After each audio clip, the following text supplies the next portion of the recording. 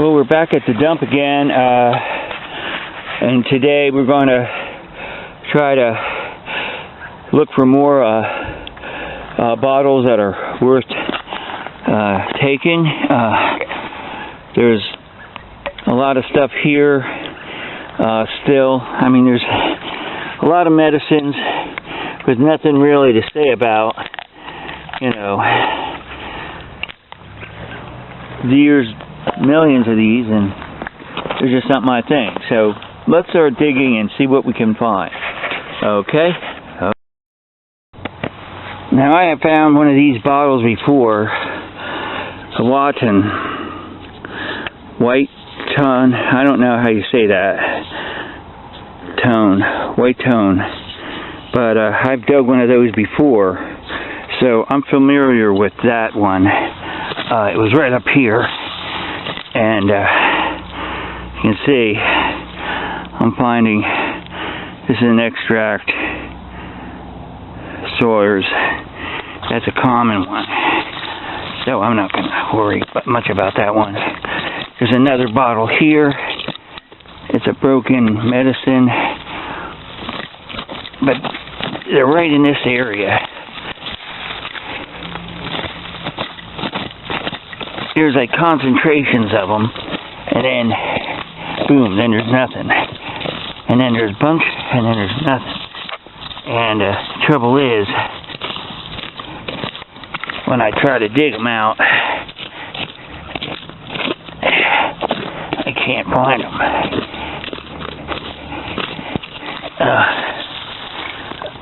This area here might have something. They're really surface brick and roots. You can see I got plenty of them. There's something under here. What is that? I don't know what that is, but it's broken, whatever it is. It looks just like a plain beer. Well, let me keep going, and I'll turn you on when I get another one. Okay, I've got something I haven't found in a long time, and that's a Garrett flask. This one is straight up and down, so I've never had one like this before, but that's a Garrett wine. Garrett, it says right there. So that's a cool one, half pint. I like that. Put that over here. I found it right with this. There's another bottle right here. I don't know what kind it is. They look like, I don't know what that would be. You can see, it might be another whiskey flask. They usually go in groups. Yeah, I think it is. I'll try to dig it out here. Just for the dig portion of it.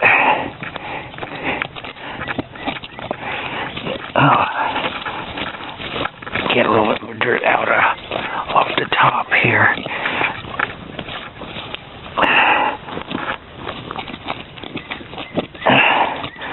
Man. Wow. The dirt is pretty tight in this area. I don't know why. It's sort of shallow, so I'm not understanding this. But this just is a flask, I can tell you, a whiskey flask. I don't know what kind it is, but probably, yeah, a fancy one, to say the least. But it doesn't have a name on it or anything, I don't think. But another whiskey flask. Okay, let's keep on going. Well, got a three-sided bottle. It says something like, I don't know, you can probably read it better than I can. Norwich or something like that. So it's worth looking into. So keep that. There's several bottles in here. There's one right there, but that looks like it broke. It's weird, there's some burned areas here, which doesn't make sense to me, but that's the way it is. And we got a brick, of course. Get that out of the way. I was coming up with a few flasks. I dug a bunch of them just a minute ago, but now they're petered out as usual. So at any rate, let me keep going and see what we got.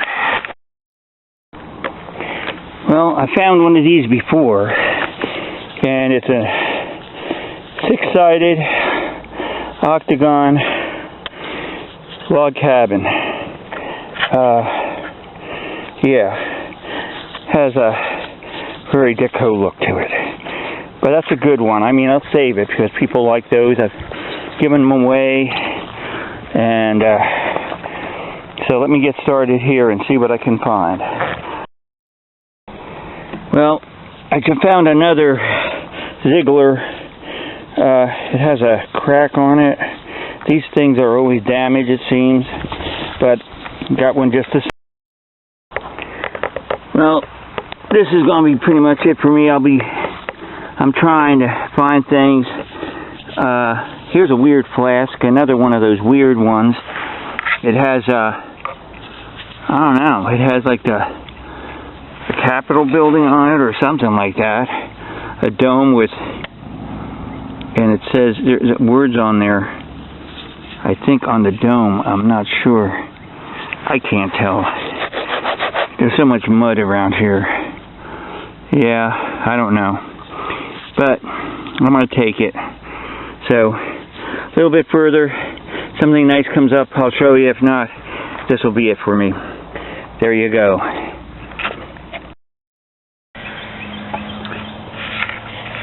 Hello again, and thanks for watching my videos.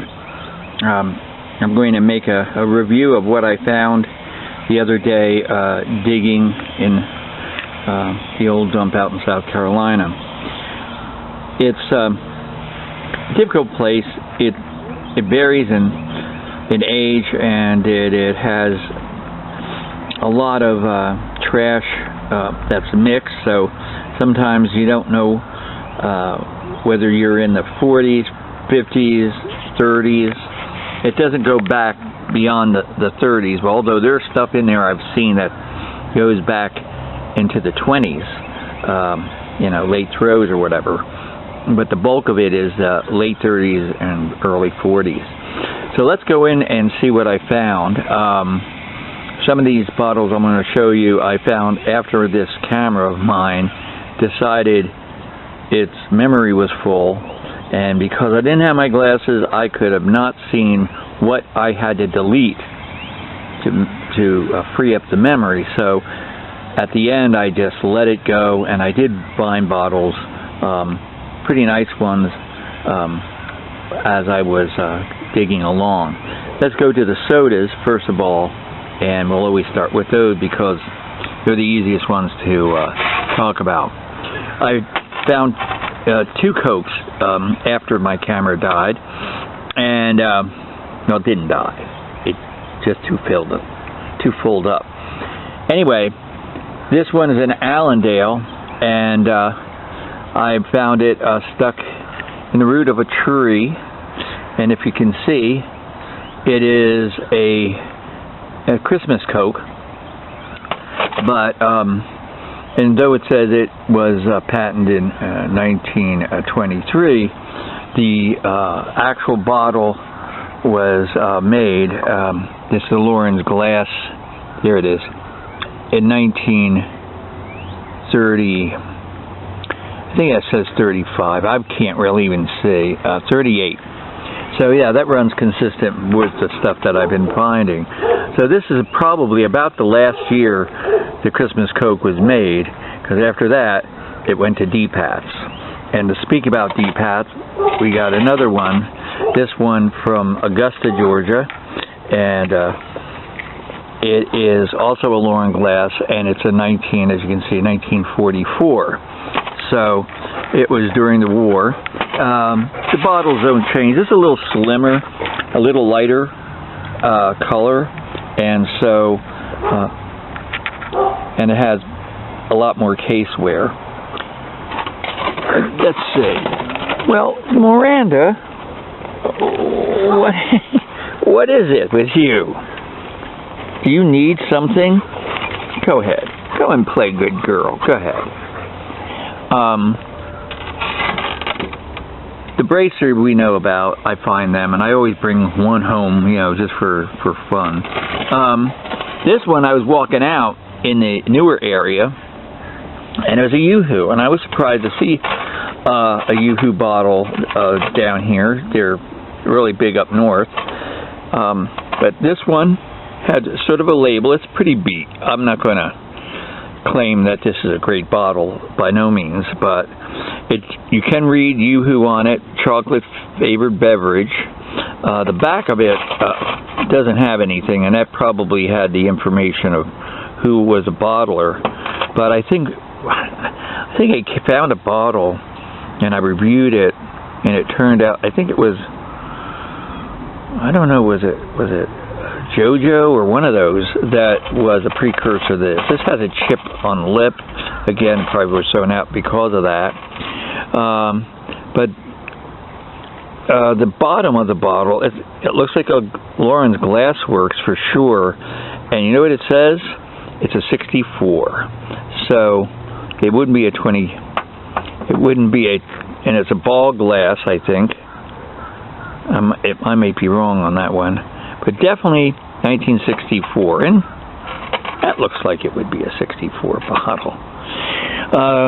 Lying on over here to the other bottles we have, let's go to the whiskeys. The first whiskey bottle flask is this one I found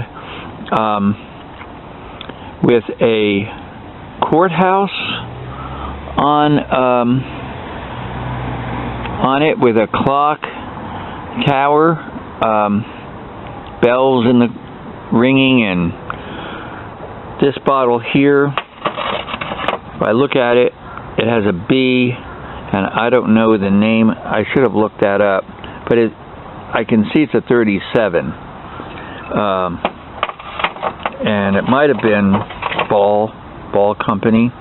I'll look that up, but it's interesting. These bottles, same shape as the one with the guy, the fiddler, and same basic shape as that bottle. So you got a courthouse or, you know, bell tower on that one. I picked it up because these federal laws, you don't find too many that have things on them that are recognizable. This here is a wine bottle, and it is a Garrett Wines, and Virginia Dare was their main product, kind of wine it was. It's original South Carolina, and it made its way to New York and became a big seller. Garrett, of course, made this flask around in the 30s, so I found one that's more flask shaped. This is more medicine bottle shape, I guess oval, you might want to call it. And I really like this bottle because it's so elaborate, and it has the Garrett eagle on there.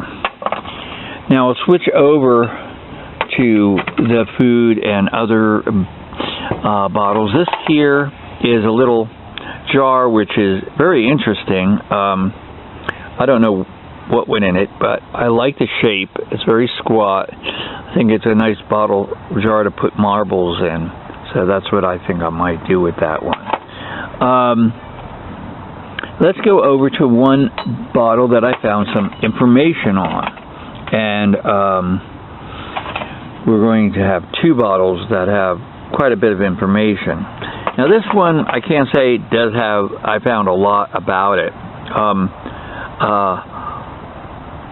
Whatton, however you want to pronounce it, Witton, Whatton. Well, I looked for information on this bottle and what it was used for, and it was a medicine. Like I was correct, because as you can see, it has an oval on it, that a prescription oval bottle, and it was a bottle. It was a medicine contributed to Dr. C.E. Whitman, and he concocted this medicine to help with, well, it was a general complaint medicine, I would say. It said kidneys, liver, poor blood, laxative, the drill. They claimed it could cure anything. And it was distributed by United Distributors. And I looked up, and it possibly Dansville, PA, on the label of the only advert I could find, the only image of this bottle I could find, and it looked like on the label it was a 1931. So you're looking at about that time period, and considering the time this company was in business, it might have not lasted very long because of the Depression. 1931, you're almost in the heart of the Depression, or you're in the beginning of the Depression.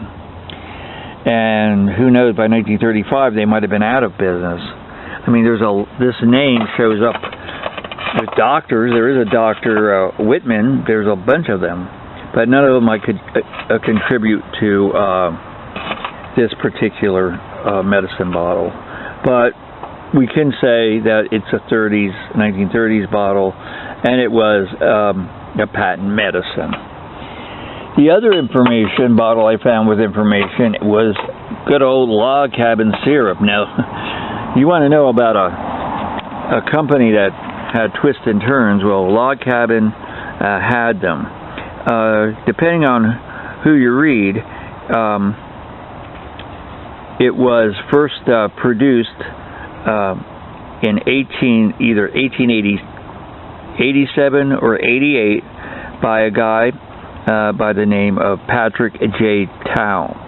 Now, he was a grocer, and apparently when they were filling people's bottles and jars with corn syrup, they would end up with some left over. So he got the bright idea of making pancake syrup, which before that time, in the 1880s, I don't think that was a tradition.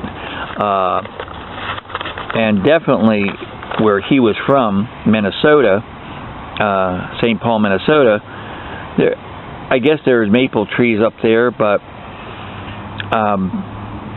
it was unique. What he did was he would buy in bulk maple syrup, and he'd mix it with the corn syrup, and voila, you have pancake syrup. And in the beginning, it was legit. It had, I think, 20% maple syrup. As a matter of fact, another man, I think his name Clark, I'm just guessing that name, I forgot who he was, a guy from Vermont. I got in touch with Towle and said, I will lend you a building to produce your syrup if you buy the maple syrup from me. Now, what had happened was that the maple syrup company, the plant burned down in Minnesota. So they were at their wits' end. They had very little to go on by that time, and so this man comes along and donates a building that they could, a barn actually, that they could still produce their maple syrup and buy their maple syrup from the man who loaned the building. Now, in 1914, the old man, Mr. Toll, he died, but his son and son-in-law took over, and the business started to really flourish. And they moved out of the old barn, and they moved into a newer building down the street, And this is St. Johnsbury, Vermont.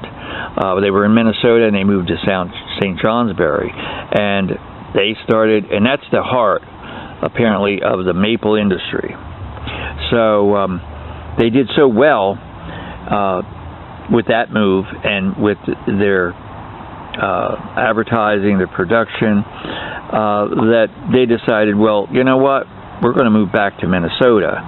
And so they did, and from then on, they were there until 1927 when General Foods Corporation bought them out and took them over, and they still use the same recipe. Unfortunately, though, as years went on, the maple syrup content diminished to the point where today there's not any maple syrup in log cabin syrup, and it's pretty much looked down on by the maple syrup industry.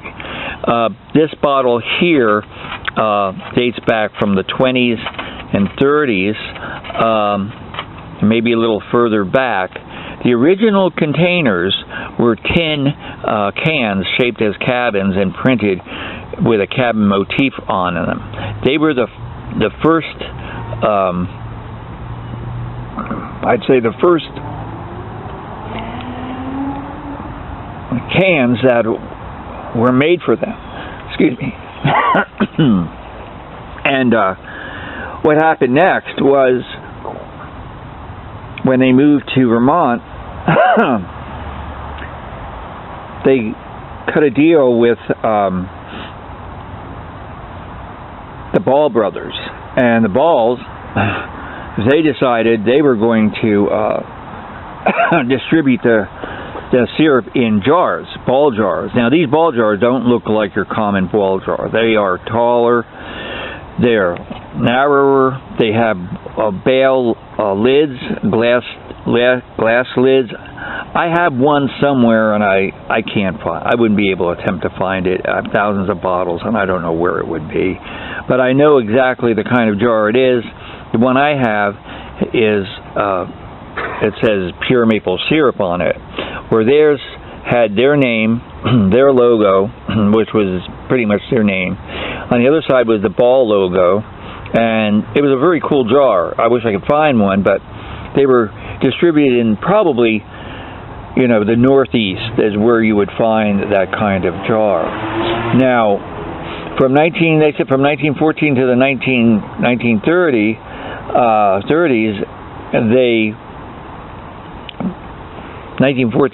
I think that was the cutoff for the jars. When they moved back to Minnesota, they went back to putting their syrup in cans, but they still produced this bottle in the 20s and the 30s along with their can.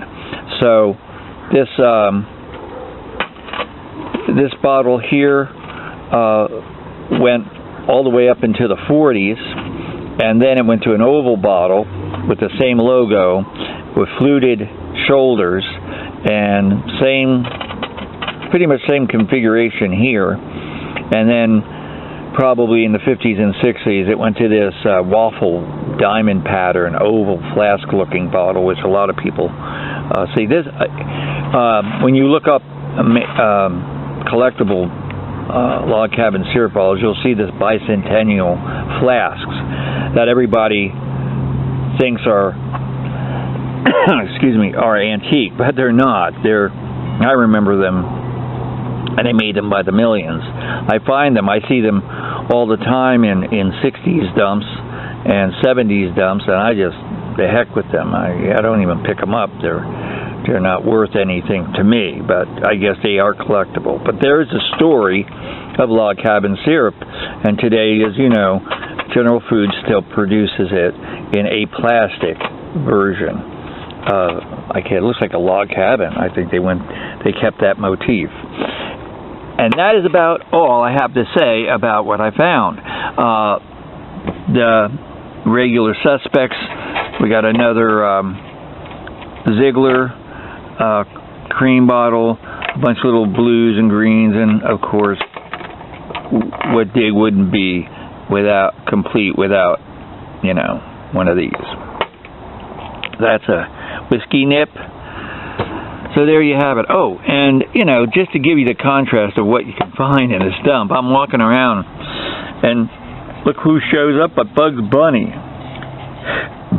Looks like something from the 1960s or 70s. I think he might have been a Mr. Bubble on the top of a bubble bath thing. Hard plastic. But, yeah, that's the kind of thing you find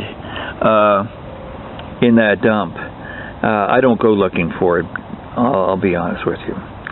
Well, I'll go out again and see what I can find. I think we're going to go exploring next time. I found a place on Google Earth that has some interesting buildings.